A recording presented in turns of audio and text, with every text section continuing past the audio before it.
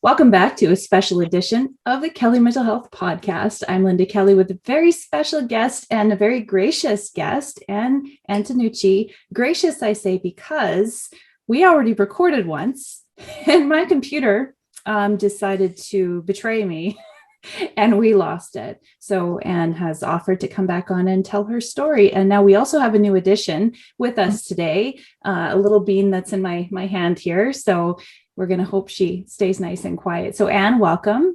Thank you. Appreciate it. Yeah. So we talked about so many things last time we were together. And of course, over the times that we have hung out, you've got so much advocacy work behind you. You work in nonprofit. You had these incredible personal stories that you wanted to share. And one was, of course, about pregnancy loss, as well as raising a child with special needs during a pandemic. Oh, yes. Yeah. A full life. Yeah. So where do you want to start? I want to hear everything. Well, it all kind of connects. Really, I think, gets back to having child loss.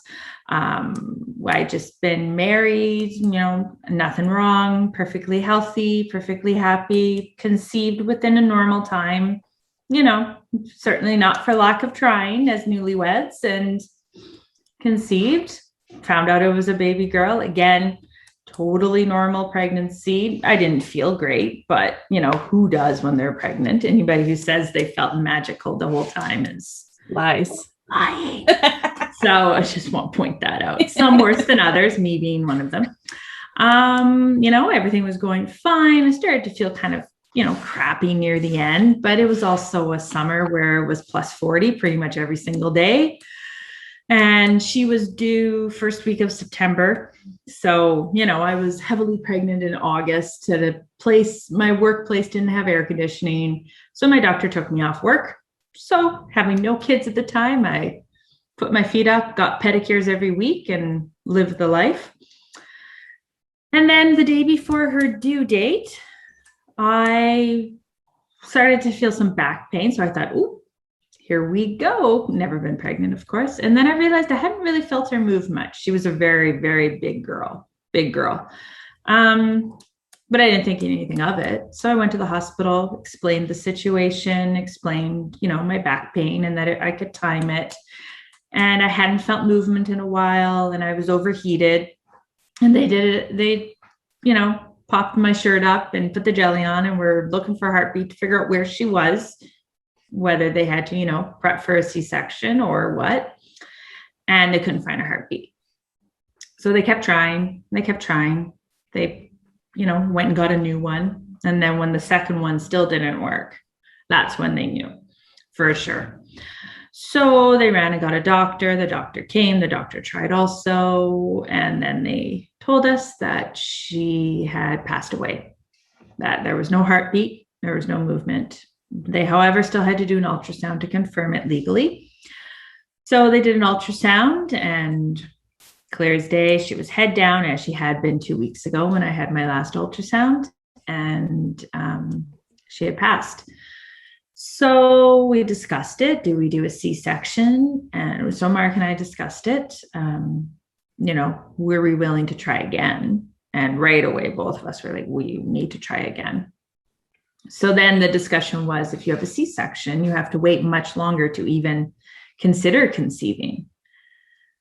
So mental health wise, can we wait? Or if you go through labor, assuming you don't end up in a C-section, you wait the normal 6 weeks and then you wait, maybe a cycle or two to make sure everything's working properly and then good to go, right? So we chose that route. But that means, of course, that you have to go through labor. You can't be knocked out. If you have a C-section and you have a stillborn, they will knock you out because what's the point, right? And just between those two time frames, what did they tell you for C-section, the waiting time afterwards? They had told me that I'd have to wait 3 healthy cycles plus the recovery of a C-section. Okay. Before I could start. So whatever you would normally, a normal woman, healthy, would have to recover from a C-section. Then on top of that, 3 healthy cycles. Wow.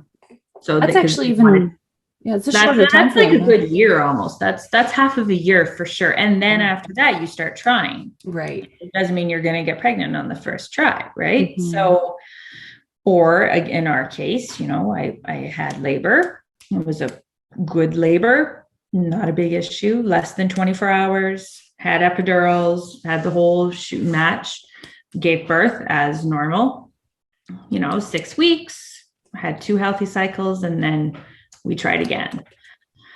So we got pregnant on the second try. We got pregnant with Nathan, my eldest child. Again, no problems with the pregnancy, healthy pregnancy. Obviously, mentally, we were terrified.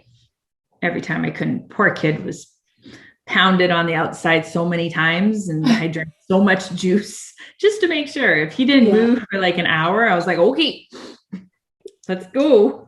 I was constantly I actually took off work at 30 weeks because I couldn't handle the stress anymore of worrying and concentrating on my job. So I was at labor delivery almost every day, being like, okay, he hasn't moved in 2 hours.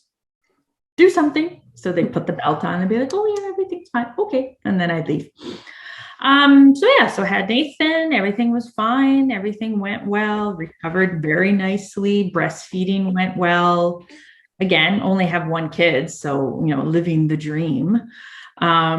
He slept well. Once we got over the first couple of weeks of breastfeeding, not an issue. And he loved to eat. So I lost all my baby weight within the first 4 months.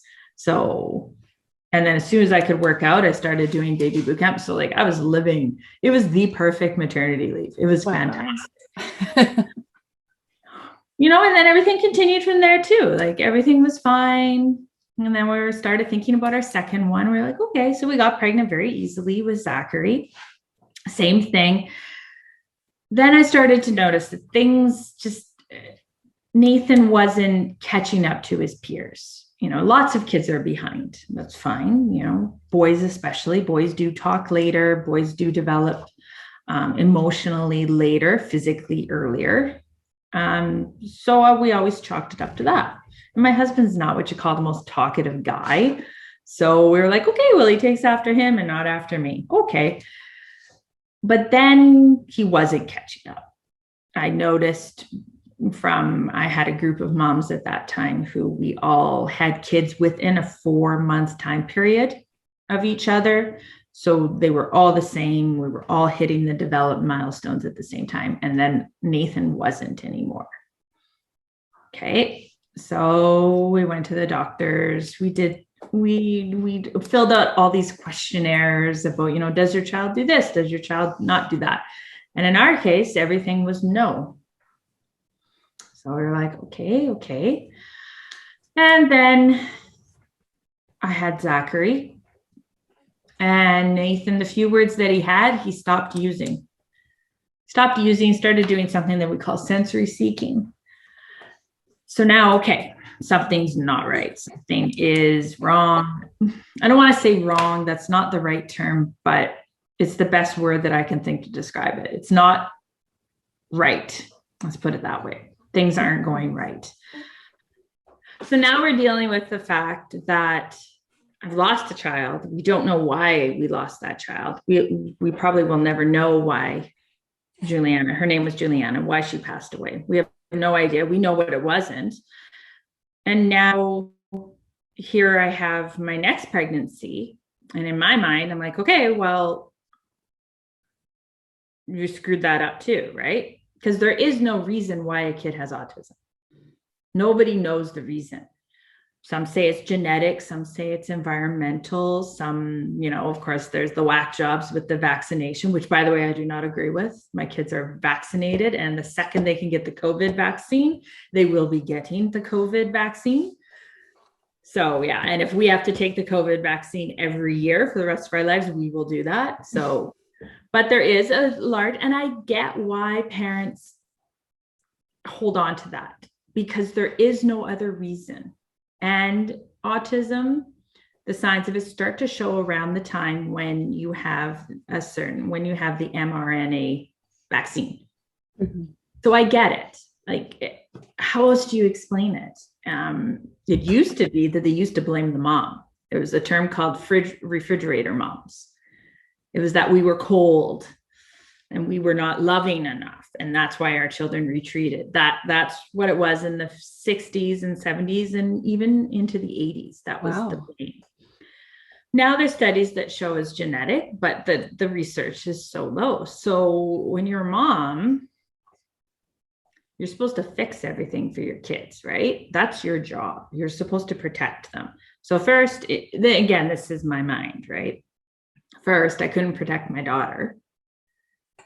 And now I can't fix my son, right? And now I have another son who, I don't know, does he at this time? Now, by about 4 months, I was like, no, there's no way this kid has autism, because I could already see the differences. Mm-hmm. But that's like where your mind goes, because there's no explanation for these two things that have happened. How do you reconcile that? And so as a mom, you automatically are like, okay, well, there you screwed the pooch twice. Good for you, kind of thing, right? And too, like Nathan, there's different varying degrees of the spectrum when it comes to autism. Mm-hmm. There's the Sheldon Cooper autism, and then there's the Nathan autism, the autism that nobody talks about once they become teenagers. Like right now, it's still okay. He's cute. He's 8. He's still small enough. He's not going to cause any major damage. If he has a meltdown, you can just chalk it up, if you don't know me, to a kid just having a bad day with obvious issues. But once he becomes a teenager and starts growing facial hair, and we start dealing with that sort of thing, it's not cute anymore. Once he's out of school, it's not cute anymore. He's not the kind of cute autism. He's not the kind who, might have issues, but can sit down at the piano and play you a beautiful melody. He's not the kid who's just awkward. He's not just the weird kid. So those ones, not that it's easy, they tend to be able to mesh somehow into society with lots of helps. Kids like mine, they don't. He's going to require 24/7 care for the rest of his life, for his own safety and for others. Mm-hmm. So far, he's not violent. So far, we don't have massive meltdowns, but he's going to get stronger. He's going to hit puberty, right? Mm-hmm. So, I'm always sort of questioned by people because I don't want to say drag him out, but I drag him out. I make him, we go and we do things. We go for hikes. So you follow me on social media, you see, we go for hikes. We go for things. We go to restaurants. We do it with the knowledge that we may have to cut this short at any time. And that's just how it is. Mm-hmm. We do every family event. We do all of it, which is exhausting. But I think it's important, both for Nathan, because Mark and I are his main caregivers, but we're not going to be around forever. So he has to be used to other people. Mm-hmm. Also, society needs to get over it. Mm-hmm. Kids like Nathan exist. And there's so many parents who have autistic kids, they hide in their house because it's hard. It's so hard to do it mm-hmm. that, unless you're with a group of other moms. So, for example, when it's not a pandemic, Autism Ontario locally has a lot of events. So they rent out a movie theater so we can all go to a movie theater and nobody looks sideways at us when Nathan decides he needs to run in the front. But again, why do we have to do that? Is it that big of a deal to you? Mm-hmm. If he's disturbing other people, by all means, yes, I take him out. But you're also disturbing me too by eating your popcorn super loud. So or by deciding at the exact moment when it's silent on screen and the two actors are giving a loving look, you decide that's the time that you're going to unwrap your candy bar. We all got to live together, right? Well, it's interesting though, because I recall in high school, there were some nonverbal kids that they always usually had a one-on-one caregiver, or at least they were in the special needs class, but we had no idea. We had no frame of reference for what is up with this kid. What's the story? Right. What do I expect? Nobody talked about it.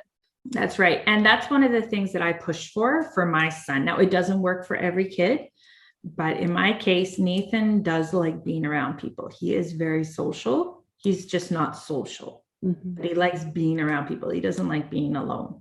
Okay. So I push very hard for integration.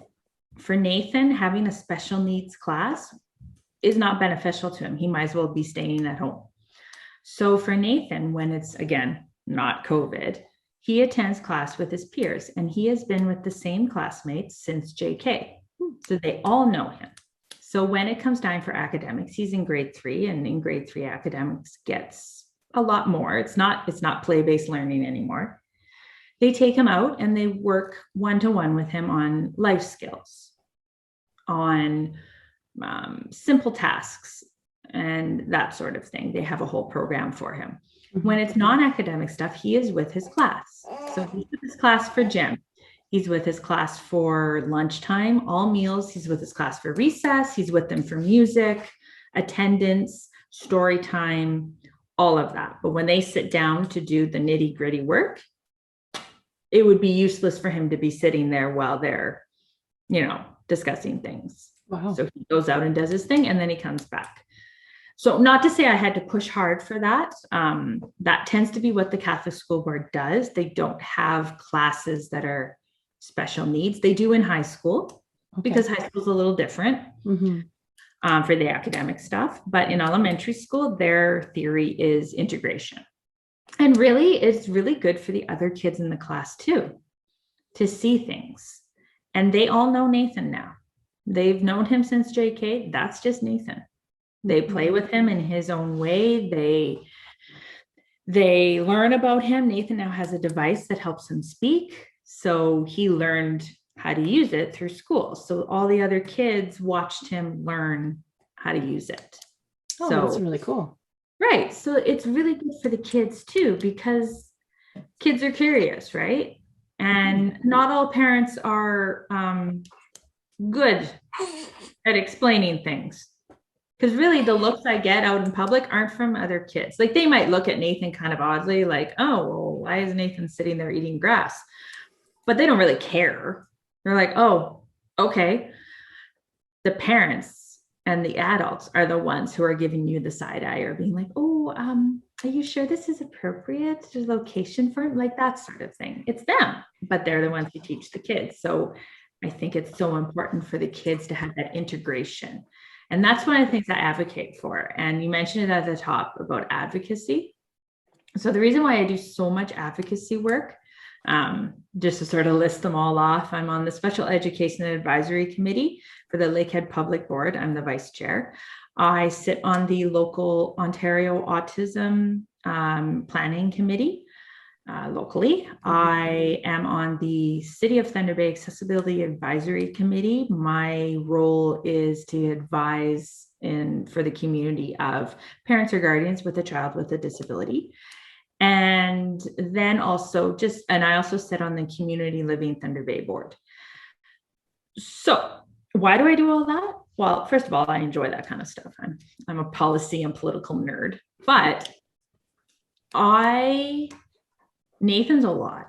He needs a lot of help. He needs a lot of training, and whoever works with him needs a lot of training. So I have all that.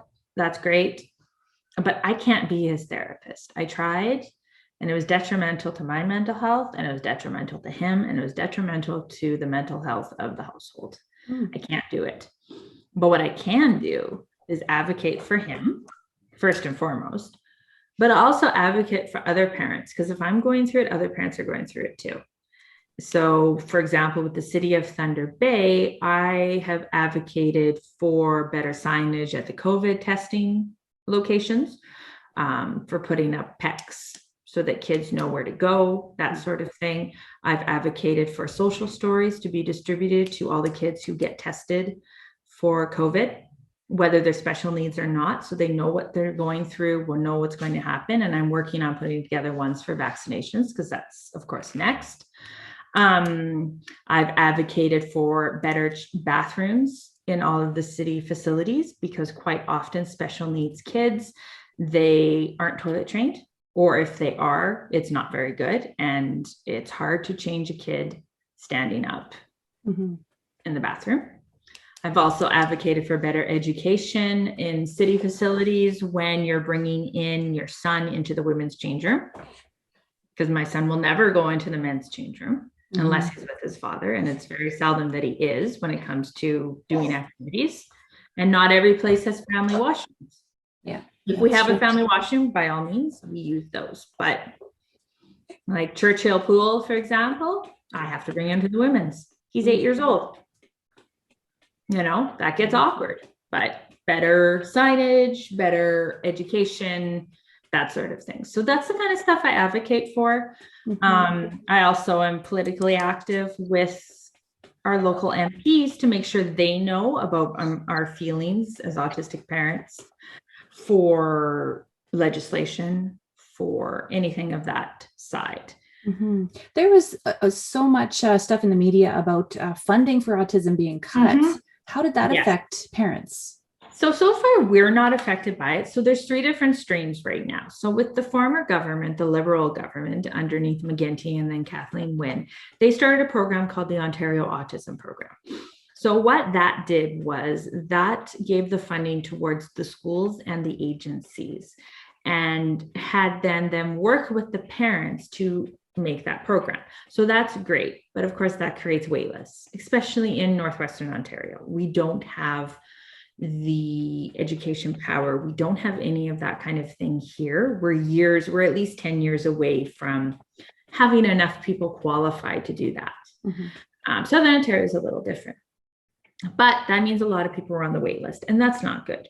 We were only on the wait list, luckily, for 18 months, but that 18 months was pretty hard to get anything. So then we got into the program. So we are considered a legacy family. We are still in the Ontario Autism Program. We just keep getting extended because they don't know what else to do with us, in short, because we live in Northern Ontario. So we keep going with that. So the other programs there's a one-time funding that you get one time, and you're to use that until your child is old enough to do passport, which is when you turn 18, you roll into the adult program. So the big problem with that was, although the Ford government did, to their credit, put way more money into the program than the previous governments, they simply handed parents money. Okay. So with tight restrictions as to what you could spend it on. That's great. If you live in a city or a region where you can get these services.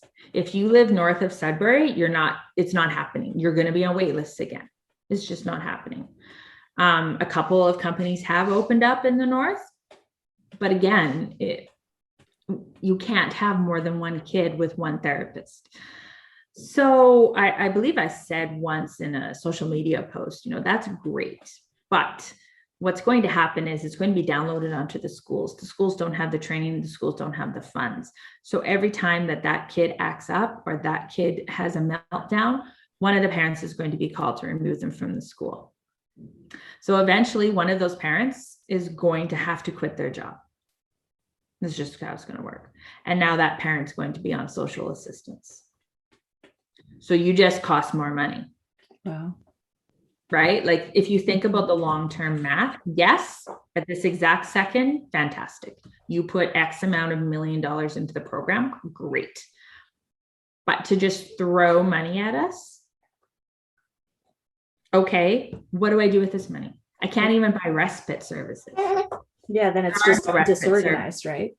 Yeah, it's very disorganized. And it almost was like the government said, okay, here you go, gone. Now it's not their problem, right? So they just put a line in the budget every year that X amount of money is going to go to parents with autistic children under the age of 18 once they've been diagnosed. And that's it. They don't have to do anything else. So, and then of course, COVID happened, right? So we can't do in-person things. We just started doing in-person things in the fall. And luckily they continued that with lots of PPE protection.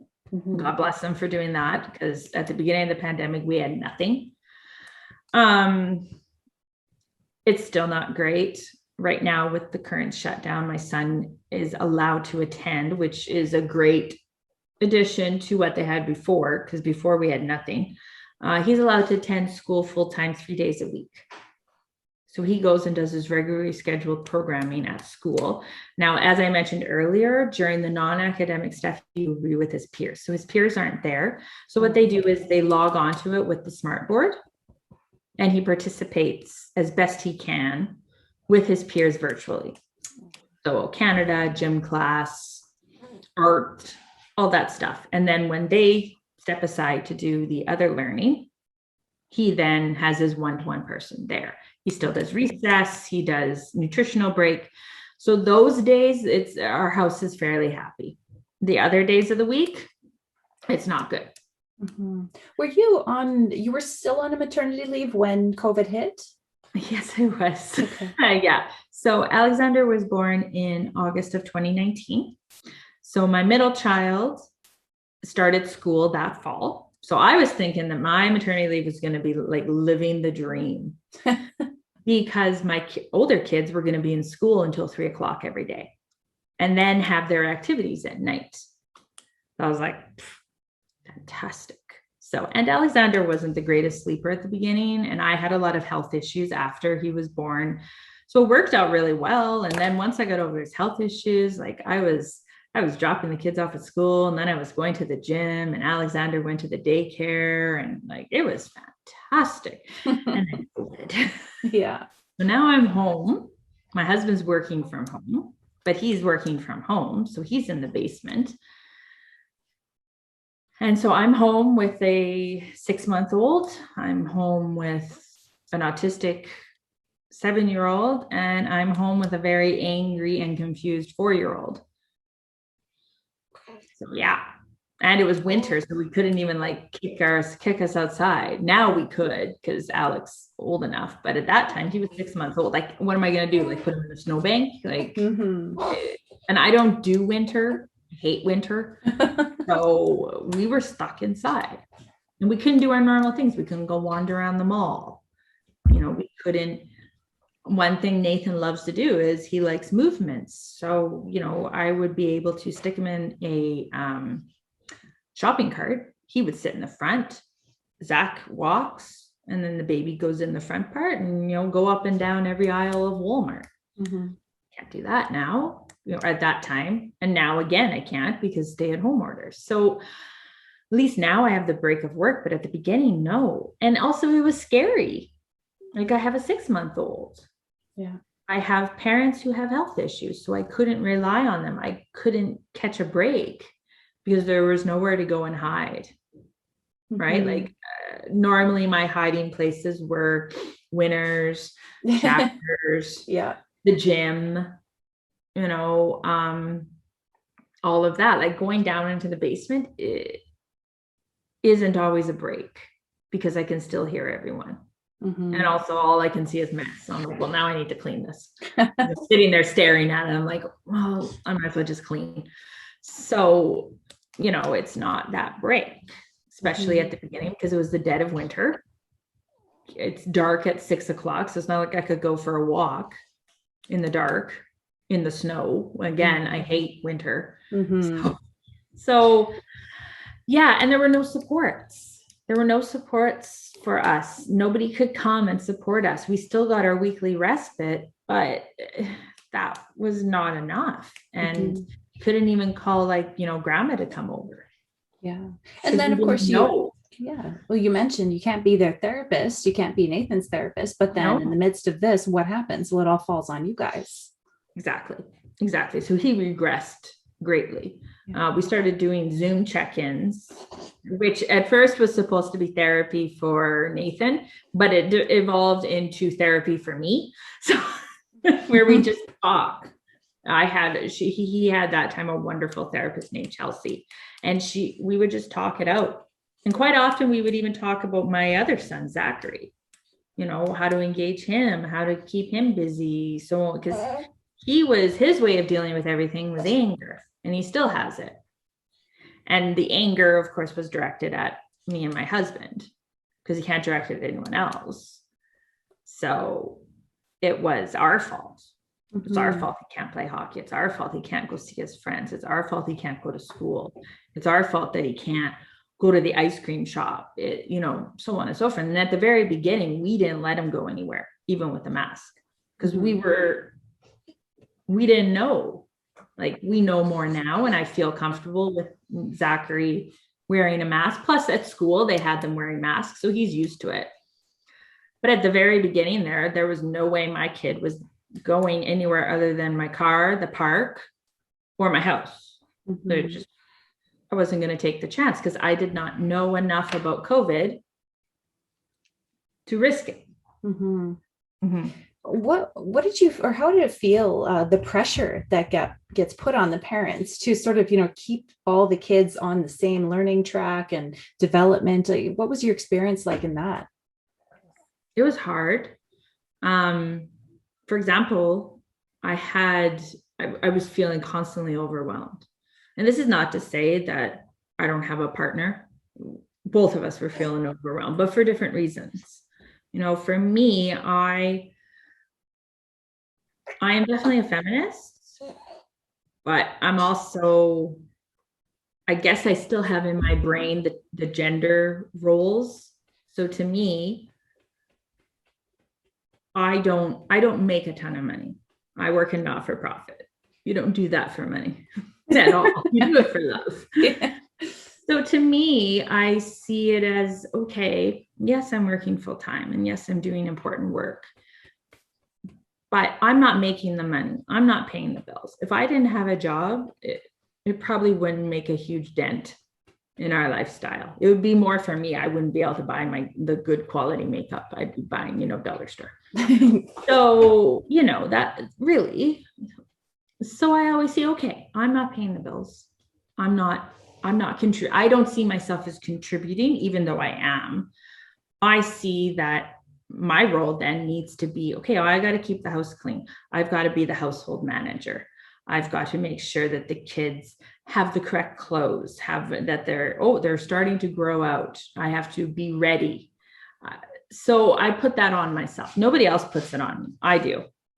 And then on top of that, be a good wife, have a relationship, have friendships, be a good mother, work out, eat healthy, make sure you meal prep, work full time.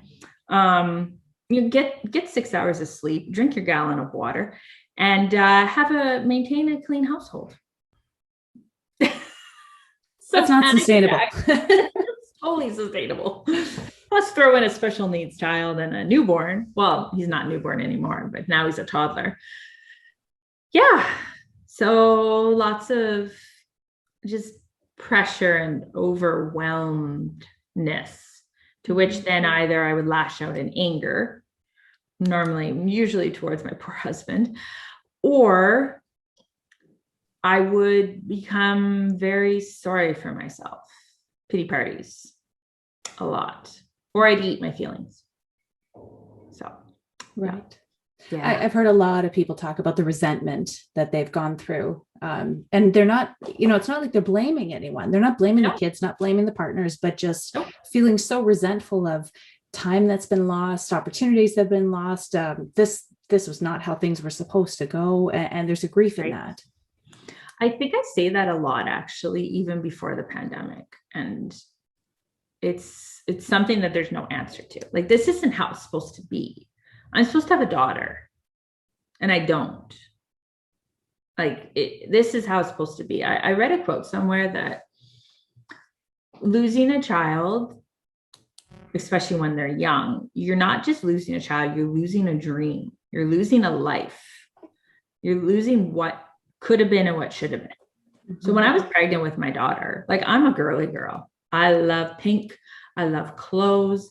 I have a niece who dances. I used to dance. I like to get my nails done. I get my hair done. I do my eyebrows. I take care of myself. So I was like, okay, you have these visions of at Christmas time, buying the dresses with like the little tights that are like, the little velvet dresses, and going to Santa. And you have these visions of first dance recital with, the outrageously big tutu that 4-year-olds like that they're drowning in, and they don't do anything on stage. They just stand there and pick their nose. But like you have these visions of being a dance mom or a cheer mom or a gymnastics mom or even a hockey mom. She would have played hockey. My husband coaches hockey. So you have all these visions. You have the visions of, of helping her buy her prom dress, her wedding dress, of her father walking her down the aisle. I'll never be the mother of the bride. I will always be the mother-in-law. God help those children. I'm not sure how I'm going to be, but I'll never have that. And so then, okay, fine. I'm a mom of 3 boys. Okay, cool. Hockey mom, put my pin on there with my kid's face on it, and I will be the loudest, most obnoxious hockey mom. Well, I don't have that with Nathan. I always thought, okay, when I got pregnant, and I was disappointed that it wasn't a girl. But then I was like, okay, boy, mom, let's do it. Okay. Dirty clothes and farts and frogs and rocks in my washing machine, all of that. Okay, fine. But I don't have that with Nathan either. Like, this isn't how it's supposed to be. He's going to be living with, he's never going to get married. He's never going to move out. I'm never going to help him buy his first house. he's never going to have children. So I'm not going to have that with him. He will be with me until I die. He will be living with us in some form. That's not how it's supposed to be. I'm not supposed to do that. Mm-hmm. So, that it's very resentful, and you get angry. And the thing is, like you said, there's no one to blame. I have no one to blame for this. I can't be like, oh, well, he had a car. Somebody hit him with a car and that's why he's brain damaged. Well, no, nothing went wrong. So who do I blame for this? And so it's either the whole world in general, or it's me. So that's the only 2 options I have for who I need to be angry at. Mm-hmm. So, yeah. So it's awful, with grief. It's something we talk about all the time. It's the hardest thing to deal with because it just is. There is no why, there is no reason. There's, people always want the simple minimalist kind of explanation, but there is nothing that's going to make it okay. It's going to go, oh yeah, it makes sense. Even if you could say to me, you know what, Julianna died because she got an infection. Yeah. And that's why she passed away. Okay, well, why did she get the infection? Why? Oh, because I did something wrong? Okay, well, then it's my fault. Like, you know what I mean? So, yeah. Or if it does come out someday, 20, 30 years from now with research, Nathan has autism because of the cleaning products you used. Okay, well, that's my fault. I should have used vinegar, even though vinegar, I'm sorry, does not clean. It doesn't clean French fries all the time. Vinegar doesn't clean anything. No. Sorry, rant. No. I just want to say, I worked in mental health for a very long time. I still work in mental health. And when you first told me about your experience losing your baby, even I wanted to know, well, there's got to be some reason. Why? Give me a why, because if you give me a why, maybe I can feel safe. Because I was pregnant at the time that I knew what had happened with you. And so, it's the same. It's sort of a safety net. If I can just avoid that one thing, maybe I have some control, but it's scary not having control. Oh, 100%. Pregnancy, you have no control. You have to give up control because you can do everything right. I had a friend who, at the time when I lost Julianna, she wasn't interested in any time getting pregnant, but it was always there someday. Right. And we went out for dinner afterwards and she was like, you know what? She's like, it's very scary that you went through this because you do everything right. Like, you did all the research, you read all the right books, you didn't do drugs, you didn't drink, you didn't smoke. You actually weren't even around people who smoked. You ate the right foods. Although, I definitely indulged, but, This one's like 80% potato. Exactly. Yeah. Bacon is pretty much all sour cream and onion chips. Which, oddly enough, just what his favorite snack is, salty treats. Oh, that's funny. Right? So, I did everything. And she's like, you did everything right. Yeah. Like, women like you aren't supposed to lose children. You're not supposed to. It's supposed to be the girls who do drugs. It's supposed to be the woman who's being domestically, not to say they deserve to lose a child. I don't mean it that way. I mean, it makes sense that if you do drugs, if you harm your body, if you were harmed, yes, something might happen to your body. But in my case, none of that happened to me. So in her mind, if it could happen to you, it can happen to me. Exactly. And that's another thing where the resentment comes in, because you look at people that, as awful as it sounds, you go, why do you deserve to have a healthy kid and I don't? Right. Yeah. And it's ugly to think that, but it's natural too. I remember when I was giving, so we went home the night that we found out she passed away, and we came back the next morning at 7 to start induction. Because I was already in labor, but they wanted to move it along, so less time suffering kind of thing. And I came back and there was a woman outside smoking, a pregnant woman, heavily pregnant, in her dressing gown. So she was admitted to the hospital. She was most likely in labor. And out there smoking. And I'm just like, really? Why? Okay, cool. So when being pregnant, I avoid people smoking because secondhand smoke, which is probably being paranoid, and it's probably not true, but I do it anyway. So I'm like, okay, well, if I'm breathing it in, so but you can't think that way. And so I never wanted to think that way. So I found other people to be angry at, mostly myself. And I couldn't do therapy. I tried 2 separate ones, but the second you tell, especially a woman or somebody who's a father, what has happened to you, this look passes over their face. And it passed over your face when I told you, passes over everyone's face. And now I feel like I got to make you feel better. Because again, I'm a mother. So I have to make sure you're okay. You're okay. Okay, you're okay. And now I have to make you feel better. Right. And so, of course, you have to explain your story to your therapist, right? Okay. And then when the first one didn't mesh. And then the second that look passed over her face, I was like, okay, can't do this. I can't take care of you too. We both have a mutual friend who has gone through grief recently also. Her and I talk about it all the time. She was on your podcast earlier, Shalini. Her and I talk about this all the time. Just that look. And then they get this look of pity. And almost you can see a little bit in the back of, well, I'm glad that's not me. Do you know what I mean? Yeah. And they don't mean it.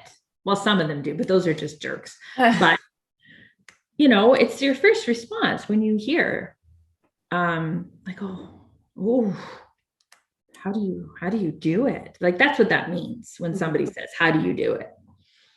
I don't know how you do it because I've never dealt with this. At least that's how I hear it in my brain when somebody says, and I don't know how you do it. Right. Okay, well, because I have to and you don't. So what do you think you would have needed from people as opposed to what they gave you with, the look and that perception of the pity? I don't know, because I do it to people too. When I hear somebody has lost their husband or their mother or their father, because again, that's something I've never gone through. Yeah. I get that look too. And that's the first thing I think too, oh, how do you parent without your partner there? How do you do that? Right. And I say that too, I don't know how you do it. And it is the same thing. I think for me, after I had the baby, after I lost Julianna, a lot of people wanted to give me the usual platitudes. Don't ever do that. Don't do that. Don't do that. Even if the person is religious, don't tell them they're in a better place. Don't tell them that they were in pain. Just don't do it. Don't, especially right after. Maybe later on, or if I say, as the person who lost somebody, like, oh, they were in pain, they're in a better place, then yes, you can say it, but like, don't assume, because no, in my mind, she's not in a better place. Mm-hmm. It's incredible that those statements have sort of stood the test of time, considering that they're awful. They're awful to make. Really bad. Yeah, like, let's not she's in a minimize better this. place. Oh, I'm sorry. So In My Arms wasn't the best place for her? Like, is that what you're saying? Okay, thanks. Yeah. So yeah, and it doesn't bother me as much as it used to, because it's been so long. But still, like, just every once in a while, things will trigger me. Mm-hmm. Some things are obvious, like Christmas time. You're waiting in line at Santa with my 3 kids, and you see the little girls in their little dresses with their hair done, and going for family pictures and stuff. And you're like, right, I will never do that because boys' clothes are boring. Cool. Yeah, cool. Same with, if a family member has a baby girl, there's that moment where I'm just like, right, okay, let me go and buy some pink stuff. So, but then on the flip side, like, for example, my niece has definitely benefited from it because I don't have a little girl to buy stuff for. So she is the one that gets it all. She's a teenager now. So I have a blast buying for her because I buy what I would have bought my daughter. So makeup or nail appointments or, clothes or coffee stuff or that sort of thing, because that's what I would have done for my daughter when she turned 16. So, that's kind of where I put that. Or I bring Shalini in it again. She has a daughter. Well, her daughter's the same age as Zachary. They're besties. So yeah, she's when it comes time to have birthday parties again, guess what, kiddo? You're getting what I would have bought my daughter at that age, and probably more than I should give. So, that's kind of how I deal with that. And then, of course, the last week of August every year, I'm just kind of useless to the world because that's when I should be planning my daughter's birthday, right? I should be doing all of that, and I'm not. I should be planning something with lots of pink and cupcakes and makeup and nails. God forbid if the kid had been a tomboy, but that's that. In my mind, that's what I would have been planning, and I'm not. So yeah. We often want to simplify what has happened to us, even among ourselves. And of course, on podcasts like this, we always want to say, well, what advice would you give to other people? And I'm not sure I could ever, ask that with a straight face, because it just, what you've gone through is part of your story, and it just is. And you probably would have chosen for things to be different, clearly. So it's like, you're just pushing through, but you're doing a fantastic job. Thank you. I think more like I can give advice to people what not to do with people like me. There is that. What not to do for someone that's been through. Yeah. Been through what I've been through and am going through. I think I joked earlier about we all have to live in this world. Guess what? Nathan's here. Nathan is Nathan. That's how he is. So let's work together as a society. And again, that's my advocacy work, that he needs to be included. And even if he can't be included because he can't do those things, he needs to be accepted, that he's always going to be there. And that's just how it is. So that doesn't mean I'm going to let him destroy things. I will definitely make sure he is removed when things get rough. But to a certain point, he has every right to be walking down that street that you're walking down. Like, do you know what I mean? And when it comes to somebody who's lost a child, first of all, there's no pain Olympics. Physically pain, yes, I went through more pain than, and I apologize using your example. You lost a child. You lost a child much earlier than me. So physically, yes, I went through more, but emotionally, I didn't. You lost a child too. I lost a child. I have a friend who lost a child at 24 weeks. She had to make the decision to terminate her pregnancy because of abnormalities. I also have a friend whose child died 10 days after he was born.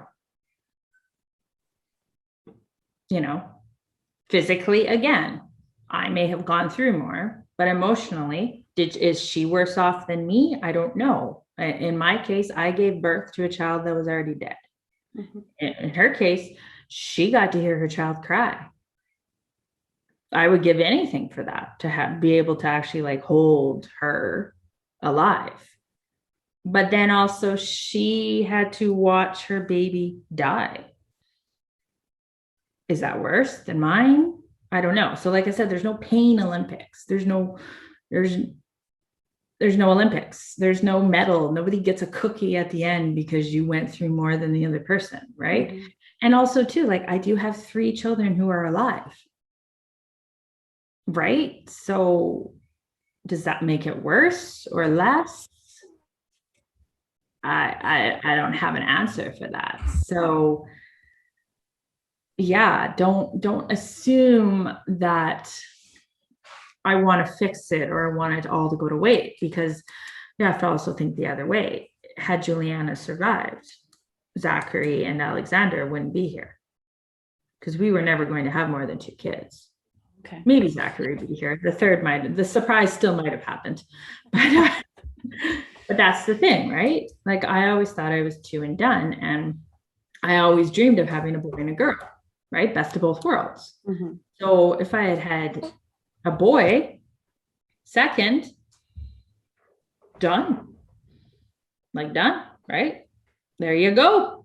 2.4 children, and there we go. A dog and a picket fence and boy and a girl, and there we go. You've got the American dream, right? So yeah. So I don't think there is an answer, and I think you're right. There is no advice, but I think if you're around somebody who's grieving, especially if it's a child, just sit there. Just sit and let them ramble. Because there were days when I wanted to talk nothing about, I didn't want to talk at all about what was going on. I wanted to talk about anything but let's talk about the latest Housewives TV show. Let's talk about the Blue Jays. Let's talk about Bachelor. Let's talk about everything, but let's discuss politics. Great. And then you would maybe come over the next day and all I wanted to do was talk about what had happened and rant and rave and cry and want to do that. So it was very confusing with some of my friends, especially the ones who didn't have children. It was very confusing because they would come over one day and I'd be sitting there gossiping, drinking wine and like a normal girls' night in. And then the next day they'd come over and, I'd be a mess. So you have to if you're willing to ride the wave with them, you have to ride that wave with them. Mm-hmm. And just sit there and let them talk about whatever the heck they want to talk about. Don't force them to talk about anything. Either or, because I had friends who tried to talk about the other stuff. And sometimes that was great. And other times I'm like, no, like, I don't want to talk about that. You're being so disrespectful right now. Like, shut up. This is what I want to talk about. Yeah. And then other times they'd be like, well, don't you think like we should like talk about? No, I want to know who I want to talk about that girl last night who didn't get the rose and blah, blah, blah. That's what I want to talk about right now. Yeah. So pass the line. Let's go. Mm-hmm. So yeah, it's difficult. And same with Nathan. Sometimes I want to talk about it. And I want to talk about advocacy and I want to complain and I want to raise my fist. And then other times I just want to talk about the fact that I have an 8-year-old boy, a 6-year-old boy, and an 18-month-old boy. And let's just talk about how my house smells continually like pee. Like I can't even tell you. And I can't find it. It's nowhere. It's just in my furniture and it will never come out. It's just there, plus a dog. Mm. Sometimes I just want to talk about that like a normal mom. Like, let's complain about our kids and our husbands. Mm-hmm. And drink wine and eat junk food and watch crappy television in silence. Mm-hmm. So, yeah. Well, I appreciate that. I appreciate your candidness and even just the vulnerability, you have to be vulnerable to talk about stuff like this, but I think it helps for other people to hear that someone out there has experienced this, and all of those crazy emotions, ups, downs, even feeling okay about it all, that it's Joking actually about normal. Yeah. That's humor is one of my go-tos. I'm a sarcastic person, so don't be alarmed. Oh, there you I go. do really like my children. I swear. I swear. Thank you so much for coming on again and talking to me about this. I'm going to upload it right away, so by Thursday, Okay. so it should be up. And yeah, we will. I'm sure we'll talk again soon. Someday we'll see each other, and I'll get to squeeze your nugget. She's very squeezable. Okay, take care. Thank you. Bye.